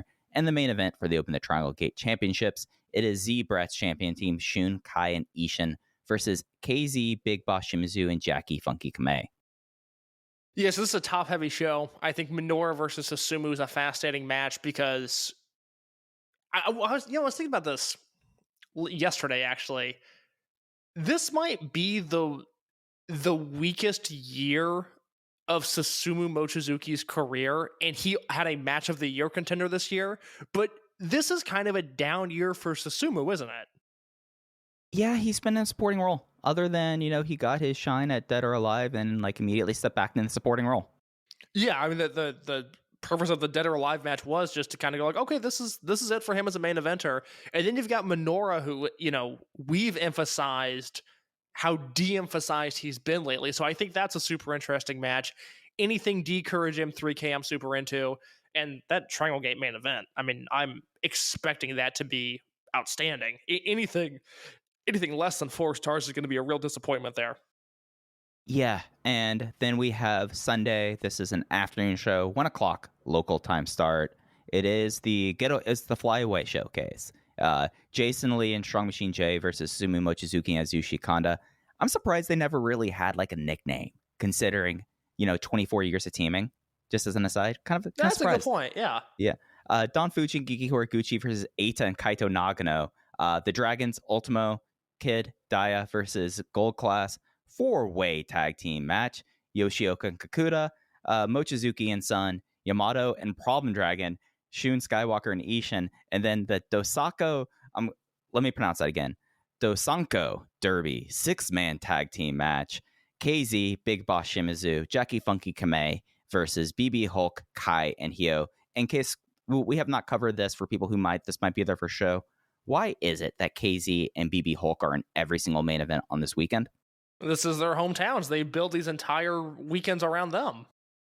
Yep. So usually is that one of them will have one main event, the other one would have another night, and they'll do something else. No, they are keeping them in the main events all these nights, and they're doing this. Dosanko is both advertising. I think it's something involving with Lek, both the title matches on the previous nights, but that is a special 6-man tag team match. Dosanko Derby time. So 2 questions now that we've got these 3 shows in perspective. 1, do you expect either the Twin Gate or the Triangle Gate belt to change hands? No. Kai and Hulk, though. Tough. Pesky. Yeah, pesky hometown. I like that Triangle Gate team. That the Kamei is going to get choked out by Ishin. He's going to get murdered. He's going to get murdered by that team. He's going to get murdered by a team like Ishin. Is you know how Jim Ross always talks about Darby Allin, James Dean stuff. No, you look in Ishin's eyes right now, and that's a mile wide stare. He will choke out Jackie Funky Kamei. He does not care. He's kind of got a. And this is a fine line because I sometimes find this wrestler to be much cornier than other people do. Ishin Hashi low-key giving Jon Moxley vibes right now. He might be a vibe guy because Jon Moxley, case, as you know, I think is the all-time greatest vibe wrestler. I struggle with Moxley, man. Sometimes he's a vibe. Sometimes he's so great, and sometimes I think he is so fucking cornball, and it's one or the other. I'm never in the middle with Mox. I'm either all in or I am all out. Man, I have a soft spot for him for the DGUSA stuff. You know, oh god, I mean that stuff's great. Him as face of AEW is where it's like, ugh, sometimes this stuff doesn't hit with me the same way that it does everybody else. I just want him back into Gibsonville, North Carolina, having 20-minute touring main event matches against Naruki Doi. That's all been the same sense. It has not been the same sense. The other thing I'll bring up, normally we see with these shows, night 1, attendance is here. Night 2, more a higher attendance there, and then night 3 is where the tour peaks. Do you think the first night of the tour, with D Courage in the main event, will outdraw the other 2 nights? I mean, that's a sneaky bet of the week, isn't it? I'm just saying, I will not be surprised if we come on here next week. I might not be on the show next week. I'm still trying to figure out my schedule. So apologies in advance if I'm not here. Don't be surprised if that happens. Yeah. TBA schedule this month, TBA. But yeah, no, I think that's it's interesting because you're usually right. Usually the getaway day is the highest attendance, but you have this big hometown match and the 4-way, but there's a lot of stuff there that's fun, but it's not necessarily stuff that I'm thinking more people would come out for in comparison to night 1. It's a title match, and as we've seen, everything D Courage related draws, and I just feel like they're not super heavily emphasized on that final show. It's the Dragon 6-man, and then you've got Yoshioka and Kakuta in that 4-way tag, which is a cool match, but I think having a specific D Courage match that people can buy tickets to, that might be the difference between 270 fans and 300 fans in this building. And in times of COVID, every fan counts. Yeah, and especially for this one, that there is a local component to it. It'll be interesting to see. For years it's clearly been positioned around the Hokkaido guys. It was BB Hulk, and then when T-Hawk was in the company, he's a Hokkaido guy as well. And then of course KZ, and now shifting to that, this is actually kind of seeing the 2 strategies come into play right here for the first time, and it's in a very micro level, and it's something that there's a lot of qualifiers because it is Hokkaido, the northernmost prefecture in Japan, population base completely different than if you're doing this in Osaka or Tokyo, and then you have hometown guys. But you kind of are getting to see the lab, like let's see if these theories play out here. Like we're taking them out of the lab and we're putting them into practice. Yeah, this is going to be super interesting. I love the first 2 cards. I think the third card is just okay, but I'm pumped for these. I enjoy all of the Hokkaido shows. They always have a good energy to them, even in that weird, depleted indoor soccer venue that they run. So I'm pumped for this. For sure. And with that, let's talk a little bit DG and USA. One big show and then some announcements. Should we just do the announcements first, guys? Let's do the announcements. All right. So it was announced for it's not his United States debut. Just to be clear, if anyone says this is his United States debut, they are wrong. He was in King of Trios. He did a Jakarta date, but KZ makes his return to the United States at Prestige in Portland, probably the most KZ friendly town I could think of in the United States, on the 17th of February. And then MLW for their first big taping of the year. And the date here is very important. And it'll be important about something else we're going to talk about. It is on January 7th in Philly. MLW has announced 3 different matches and participants from Dragongate. It is La Estrella will be back in action there. So he is remaining in the States. We didn't really have an end date for him, so that's not a huge surprise there. Jacob Fatu versus Benkei. And then also for the MLW World Heavyweight Championship, Alex Hammerstone defends against Yamato. And the last one, Bola has been started to be announced. They've moved it to January, and Shun Skywalker on the 8th will make his debut. The Shun thing is super exciting, even if we never see it, just because I still think Bola means something, and I still think being booked for PWG means something, and Shun getting that spotlight I think is going to be a huge deal, and I expect him to go far in the tournament, and I expect him to do very well. As for the MLW stuff, Yamato versus Hammerstone is a fascinating match. I am looking forward to seeing what Yamato can do there. Yeah, I mean, it is like this. But the reason why I point out those dates there, we were not very certain about like how this would work, because usually the Dragongate winter break is a little bit longer than other promotions. They don't really run stuff the first week of January, and sometimes not the second. But this year they had shows on the 7th and the 8th. So we're seeing the talent split again, kicking off 2023. Yeah, and something that Joe Lanza noted behind the Flagship Wrestling Patreon is that he expects there to be some sort of rotation of Dragongate wrestlers in America going forward, which, you know, credit to Joe. He's been on that beat pretty strong. He's been on the money with his Dragongate in USA reporting. So I see no reason why that's not the case. And they are kicking off 2023, putting their best foot forward. Yeah, and ending 2022, Dragongate in USA, the big king of the indie show was on the 19th. Because we didn't have a show last week, we didn't really have a chance to talk about it there. In ring wise, I would see DG in USA ends 2022 on a high note, but this is a weird thing to talk about. So at least for me, because I did not know any of the King of Indies drama when I watched the show, any of it whatsoever. And I think my perception of it completely untainted is different from everyone else's. So but when I discovered the other stuff there, it made me really kind of like, oh, and made me really kind of sad, case. And you know what? Well, did you watch the entire show?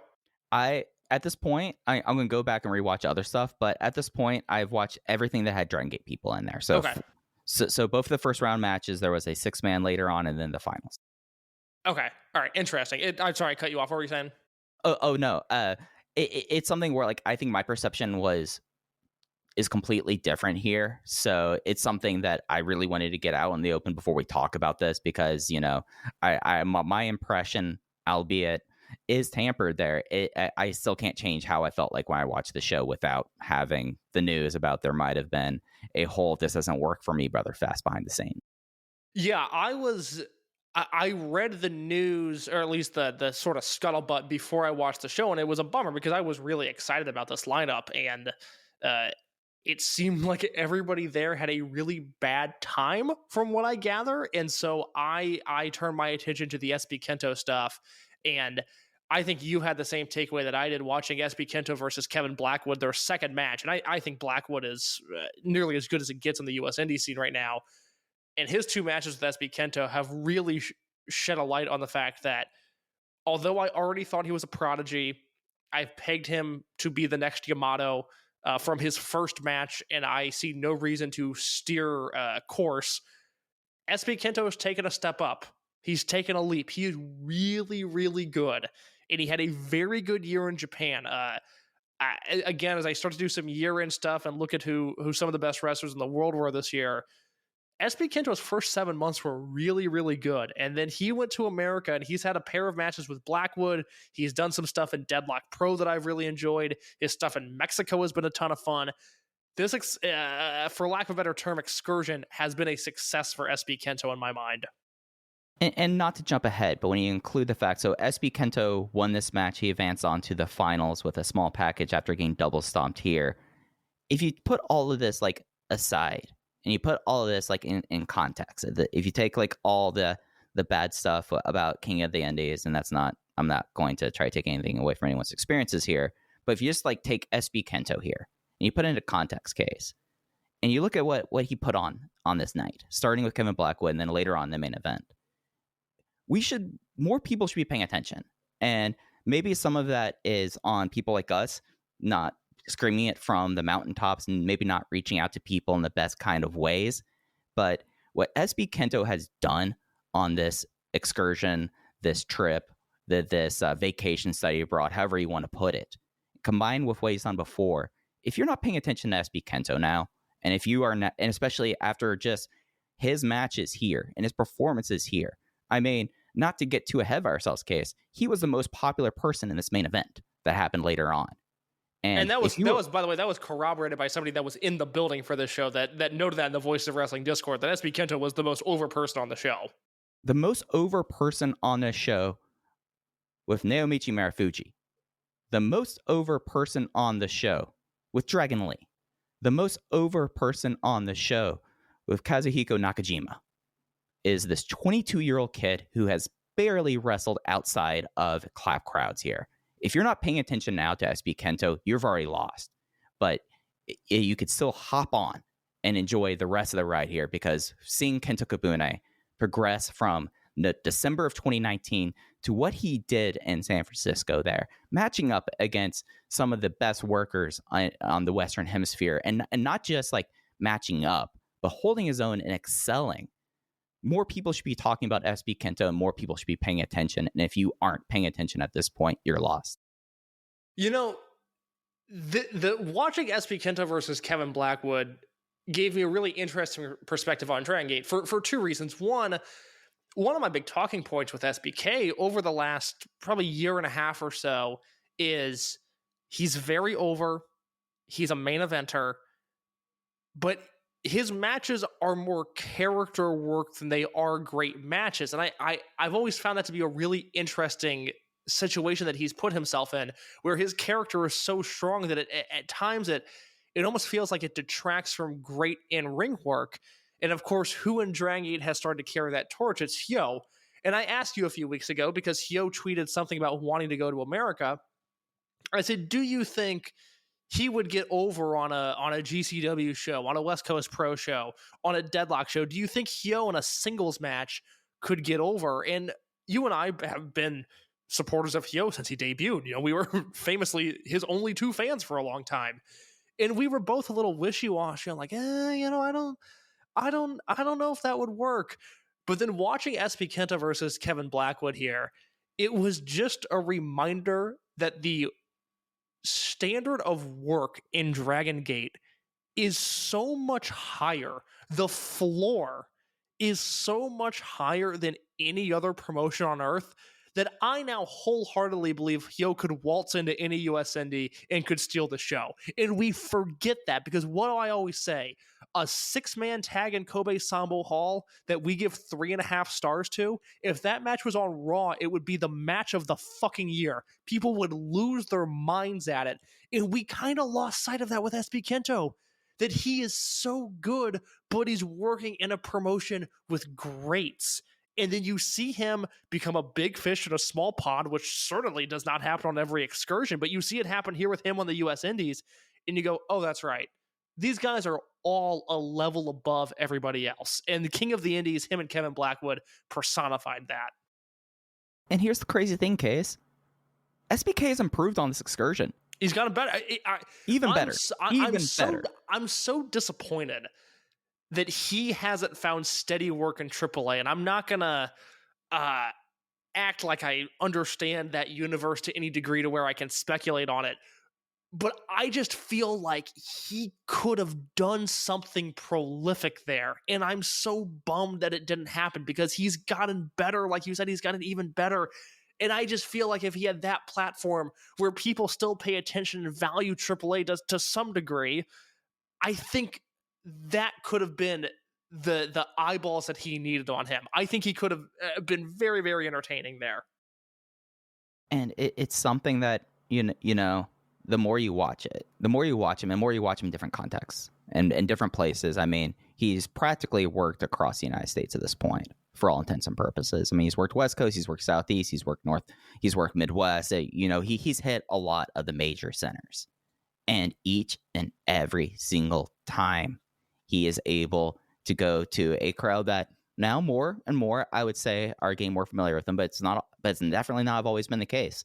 He's gone to GCW, has lit a show on fire in a really weird circumstance in Columbus with Alec Price. He has gone to Portland and did this with Kevin Blackwood. He did it again in San Francisco. He's done it in Raleigh, North Carolina, and at Deadlock. This is someone that the rest of the wrestling world should be taking notice of, because in a very short period of time, he will have the wrestling world in the palm of his hands.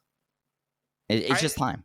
No, I mean, look, the future is SB KENTo versus Takuma Fujiwara, and that's just how it's going to be. They have two of these guys that we're labeling as generational talents, and it doesn't feel hyperbolic, and I feel extremely secure in those predictions. Yeah, and like the only like, and we can get into this again a little bit later. The only thing that like frustrates me more about this is if the U.S. Indies had their act together in any sort of way and realized what was happening here, because you know, you think back to like Akira Tozawa and Reseda in 2010 and 2011, and like how much that can not only like change a person's career, but that was one of the big steps on the way of PWG becoming what PWG became in 2014 to 2018. Started with Akira Tozawa there. That could have happened if these people had their fucking acts together. That could have happened. This is not the show to complain about the U.S. indie scene. We do that every other show, but you're exactly right. I mean, there's real potential there. Again, knowing that SB KENTo was in the States for at least 6 months. I mean, he's going to be back. Yes. Yeah. You know, we were told initially, and we reported this on the show, you know, from the end of August through the end of December, he's going to be available to anybody that wants him. And anybody that had their finger on the pulse, anybody with a clue could have gone, okay, well, I've got 4 months with a future Japanese superstar. Let me write out a program for him real quick.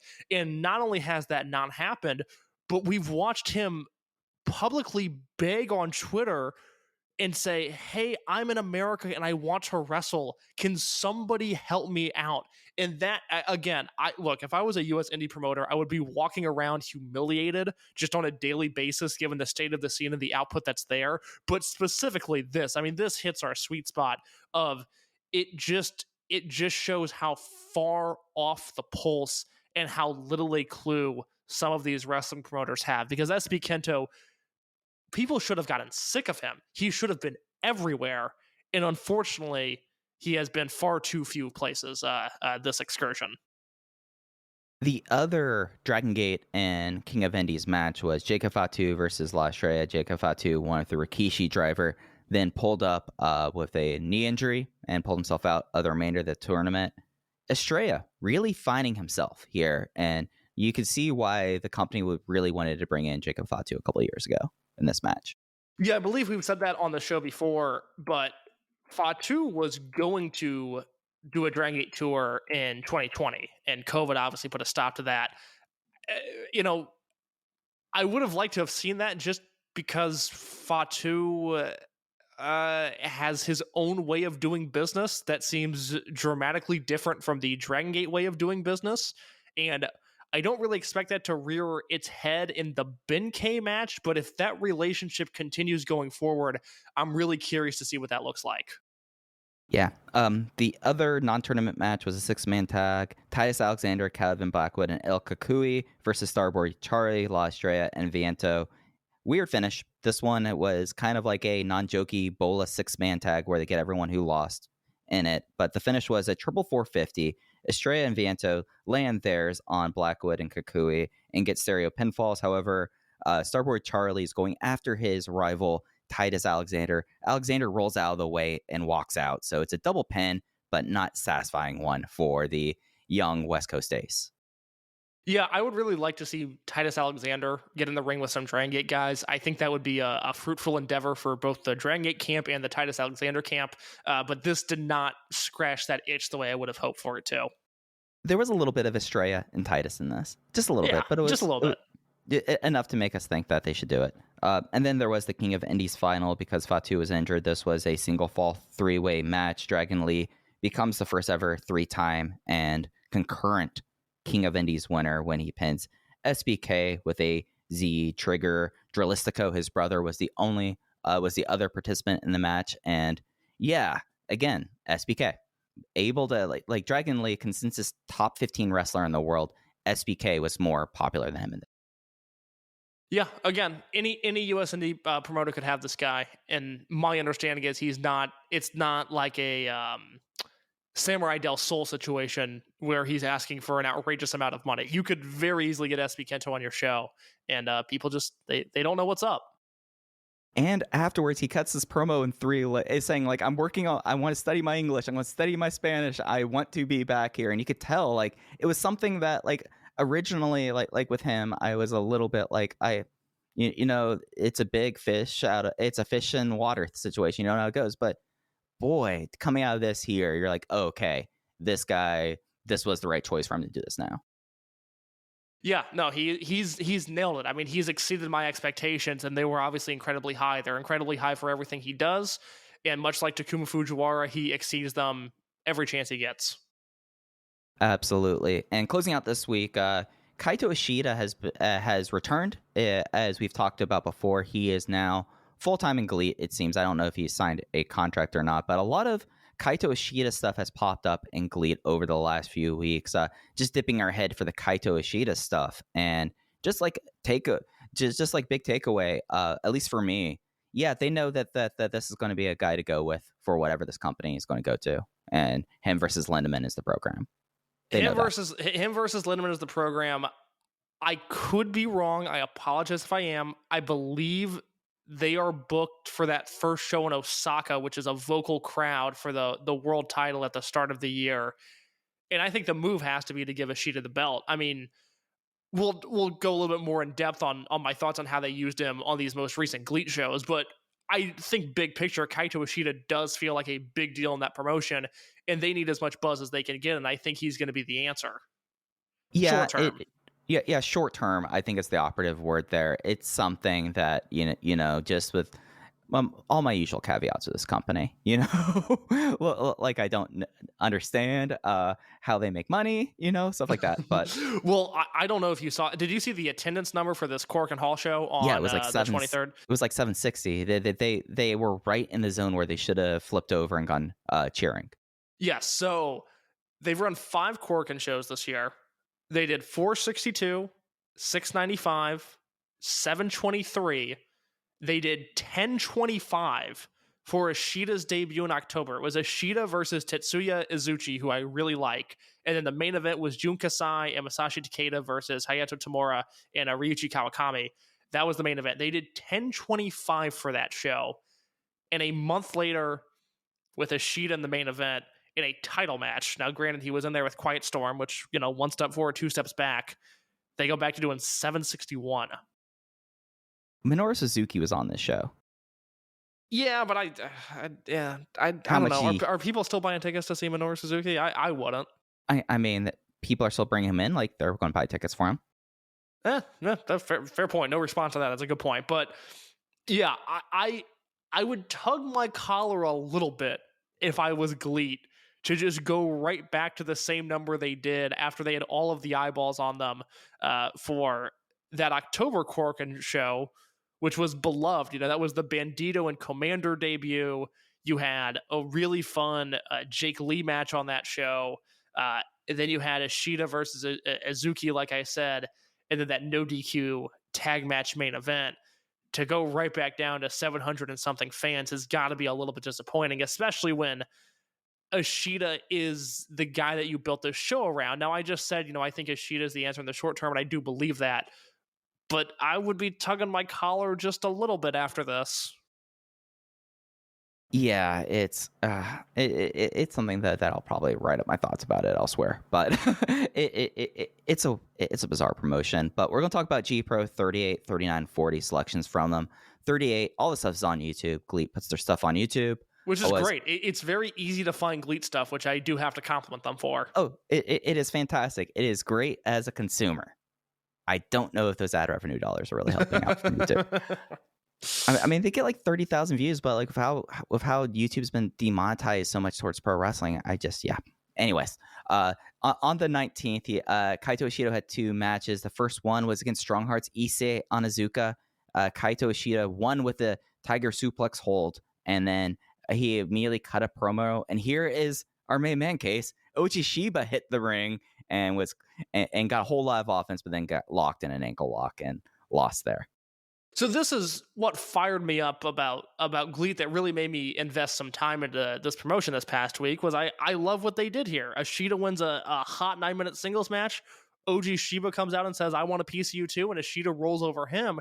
Like, that's a really clever way to really emphasize how important Ishida is right now. I really liked this, and then I thought they made a misstep on the Korakuen Hall show. Yeah, it's something where Issei Onizuka, I've never been able to like make heads or tails of this guy. Like it's also kind of like interesting because you get Onizuka, Strong Hearts trained, Shima trained, like pretty much like OWE, like completely separated against Kaito Ishida, and you can kind of do compare and contrast. And that was kind of interesting to me. But Issei is just someone that I don't know, can't wrap my head around him. Every once in a while, Issei looks really good, and then he goes back to being the most average wrestler I've ever seen. Yeah.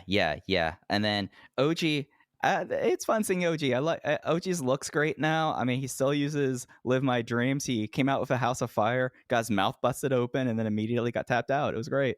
Love OG. Yes, no, I'm into the OG Shiba right now. Yeah. Incredibly sloppy, but fun. Yes. And then we get into that Korakuen. This was November 23rd. This is G Pro 39. G Infinity Tag Team Titles. Hayato Tamura and Czech Shimatani versus Kaito Ishida and Quiet Storm goes to a no contest when Ishida turns on Bulk Orchestra when Yutani and Flamita join up to him doing beatdowns. Harley Jackson comes in, does a feint, and then teams up with them, and they are a new stable to do an impromptu 8-man tag. Ishida, Flamita, Yutani, and Jackson versus Tamura, Shimatani, and Storm, along with Izuchi, someone who has been a constant thorn in Kaito Ishida's side since debuting in GLEAT, and he would eat the half Tiger Suplex to win that match there. Yeah, I really like Izuchi, and I really like Shimatani. Those are my guys when I'm watching GLEAT. Czech is so much fun. I love Czech. Again, that's the guy I've earmarked since he first showed up in GLEAT. I don't remember if he was on the debut show or not, but I'm like, wait, how was he not the guy? He's really, really good and really fun to watch. So I hope long term there's an investment made with him there. But I got kind of 2 points I want to go off of here. As for the tag title match, I thought they kind of made Ishida look like a geek because he's in control when this match gets thrown out. Like, Flamita and Yutani don't exactly save him. Like, Ishida, he's got the box. He's got a red box because of course he does. And he kind of just uses it to use it. And the match gets thrown out and the luchadors come in. And it just wasn't very economical the way they did it. It didn't feel like it had any impact. And I just thought it made him sort of look like a dork. Yeah, so it's something that like Ishida was lightly affiliated with Bulk Orchestra, but it was more because of Kazma, and no one else really liked him, and it just was like a weird vibe kind of thing, which was just like something that, like, I mean, they started this match with just posing nonstop, Case. Like, it just was like Ishida felt like a non-factor until he came in and hit him with the box. Yeah, it was weird going from a show where he wins 2 singles matches pretty easily into he goes into this tag team main event. It's like, oh, a lot of quiet storm in this match. Not a lot of Kaito Ishida. I don't know if I would have done that. And then again, I thought the finish was goofy. And then you go into this angle where, you know, Ishida is teaming up with Flamita and with Yutani, which I think is great because I think this Yutani kid is incredibly talented. I think he's got a super interesting story. And I'm sort of the only person repping Flamita right now, but I think Flamita's been awesome this year. His big lucha stuff I've really enjoyed. He's worked. Let me make sure that I get this right. I don't want to misspeak, but you know, he's worked some AAA stuff that I've watched that I've really liked. Like Flamita obviously was at a point where he was very highly regarded by people in the know, and then he sort of fell off. But I am very much back on this Flamita train. I think he's been great this year. But now they're with Hartley Jackson, and I don't think that works. And no, it doesn't. I normally, this is kind of my second point here, which I'll expand on in a second. I normally love the DQ main event finish into an impromptu, sort of scrambled, fast-paced main event. But I didn't really think that one hit on any sort of big level. Yeah, so like this this new unit, I think it's pretty fair to say they are Black Generation. They'll probably call it some variation of it because of Flamita and the big lucha stuff and Yutani. Like, I think it's pretty fair to, like, they haven't named it, but I mean, Ishida came out in a Black Generation hoodie on the next show. Like, that's probably going to be the direction with it. It's something with this promotion, and I tried not to go on this, that like you have so many like promising parts, like your Czech Shimatanis. You like Azuchi. I think he's a little bit of a geek, but that's fine. And then you have Kaito Ishida coming in from a bigger company and coming in like looking like a star, and then you put him with like Harley Jackson, who currently fucks around in Gambari Pro, like or like Quiet Storm, who's basically washed out everywhere. You know, it's just one of those things. You're just like, how is this a winning combination in the long term? Yeah, it doesn't feel like it. I'm pretty.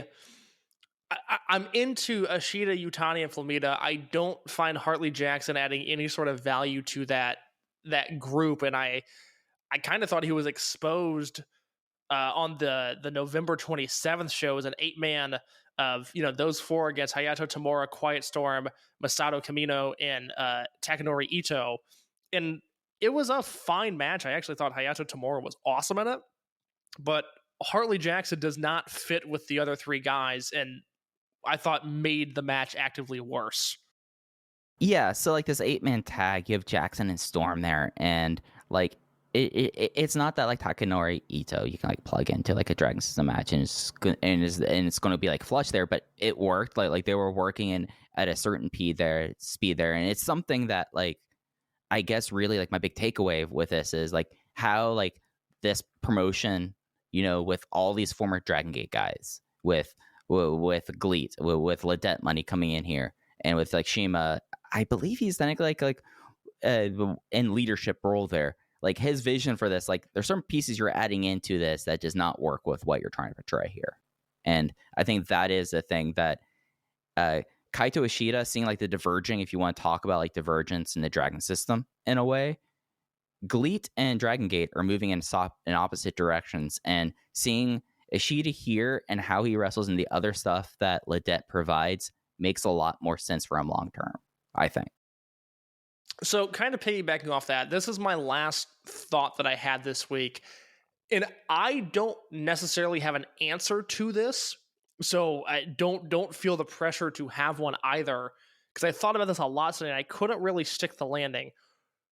Part of what I like about GLEAT, and I don't know if it will lead them to success, but part of what I like about GLEAT is that it has actually given us a better understanding of the Dragongate creative process, because we've seen GLEAT do so many things, you know, quick turns, convoluted gimmick matches, just the pacing of the show, the way their angles are laid out. Bringing back Gamma. Being friendly with Flamita. Things that clearly have Shima's fingerprints all over them. You know, things that have largely exited Dragongate ever since Shima exited Dragongate. GLEAT, even though it's a new promotion in the grand scheme of things, I sort of know some of their booking hits. I sort of know what's in their playbook. And I was wondering today, when you think about the President Kaito era of Dragongate, and, you know, without Ultimo, with Ryo Saito as the general manager, do you feel like this current era of Dragongate has any of the signature booking traits that GLEAT does just by proxy of Shima being there? Oh man, that is, yeah. Because the one thing that I really thought of was just there's such a great emphasis on youth, which I love, because, you know, Dragon Gate's always been a very young company, but there are also times, and, you know, oddly enough, T-Hawk was maybe the biggest victim of all, where Shima would just chew up these young guys, and the way that youth is handled in current Dragon Gate is much different. But that's not necessarily a pattern. That's not necessarily an angle. That's just almost a reference that has been shown that wasn't there, you know, from 2004 to 2018. But I don't think in the same way, you know what I mean? How GLEAT has those things that we recognize even if they're new to that promotion. I don't know if Dragon Gate has that thing right now, that like identifiable, oh, this is an angle. This is modern Dragon Gate. Mask guys. I mean, like Max Z. Yeah. I mean, the fact that Max Z is like a new one, I would say probably is like the one biggest thing. I mean, but like that was a full on Shima trait. I mean, there was not really like big, like imposter storylines happening in 2000 or 1998 to 2004, right? Like that is probably like the one thing that I can easily point to, like being asked this question 2 minutes ago. Yeah, that's I would like you to chew on that, and if you think of something, you know, please mention it on a future podcast. That's a good one, and that's interesting, because you're right. That is something that was Drangate exclusive. That wasn't really a Torimon thing, and, you know, I'm sure the GLEAT people will correct me if I'm wrong, but I don't think GLEAT has done any sort of, you know, masked wrestler unveils himself to be X sort of gimmick. Whereas you're right, that is actually, that's a great answer. You think about the Demon Mask from a few years ago. You think about SB KENTo turning heel when he did. You think about Ishin turning heel just a few weeks ago. That is a great answer in terms of a Drangate booking quirk that they utilize often. Yeah, and if anything, like the one thing that I would see, like they've done not really like a trademark thing about it. It's like multi-team did not carry over. So like those like like these are like the things that I think are going to be interesting to see over, like, because GLEAT now, I mean, they finished up like their first full year at this point, and it's something where, you know, the further that it gets away from its founding, I mean, its first show is actually had its 2-year anniversary, so it's 2 years in, and seeing how it continues to diverge is going to be really fascinating. For sure. Yeah. So those are my thoughts on GLEAT. I enjoy this promotion, even if I'm not the most bullish on their future. But I am officially, like, I am looking forward to some of these shows. They do stuff that I really like. I just wish in Japan there were more eyeballs on it for their own sake. I mean, it's something where I think that, at least from like Dragon System perspective, and that's where I've been speaking about all this from, it's good to have that spot there for like the people who have left, and like we've seen like people converging that weren't necessarily like immediately Strong Hearts could feel like it's just something that's natural to have, like this other thing. I mean, there was Eldorado. I mean, Secret Base is still kicking around, and that's a sponsor group, and I'm glad for that. But I like look at the other pieces about it, and it is something that like there are people that are not Dragon System based that I do like in this promotion, but there's just a lot of stuff there that I'm just like, it's just not for me, and I'll just check out the Dragon System stuff, and that's fine for me. That's interesting, because, you know, we both really like Czech. I really like Tetsuya Azuki. I think he's been awesome this year. Jun Tancho was somebody who I've been a fan of ever since Shima latched onto him. There's stuff up and down this card, these cards that I enjoy. It is a promotion that suffers from the really high ceiling, really low floor right now. And unfortunately, it's not just, weak undercards, good main events. Every GLEAT show, I don't really know what I'm getting. Yeah, and it's something that, when you're 2 years in and that's still a question you're having, that's a problem. Yeah, absolutely. But I think that's going to do it for this week's show. This kind of turned into a buffet, but it's really was just, we had a lot of stuff to talk about, Case. But do you have anything else you want to touch on before we get out of here this week? I don't know if I will be here next week. I would really like to discuss the Hokkaido stuff and the Korakuen Hall show with Mochizuki versus Yoshioka. If I'm here, great. If I'm not, I apologize, and I will circle back with you the week after that. But professional obligations might prevent me from doing this podcast next week. Hey, it's the end of the year. Things get crazy here. We will be back sometime next week in some capacity talking about the Hokkaido triple shot, the Korakuen Hall show that is free for everyone in English with one of the best wrestlers of all time, Masaki Mochizuki, in his last dance case. Like, that's a wild thing. Like, this might be it. I am firmly of the belief he'll be challenging for the Dreamgate belt at 65 as well. Hey, there's going to be something there. Maybe it's going to be at that point, and maybe it is Dragon Diet Jr. in the title. Who knows there? Who knows with this? We're not going to try to roll back ages and figure that out here. That's not what we do here. But thanks everyone for listening. The best way to support us is if you go to and follow us on Twitter at OpenVoiceGate.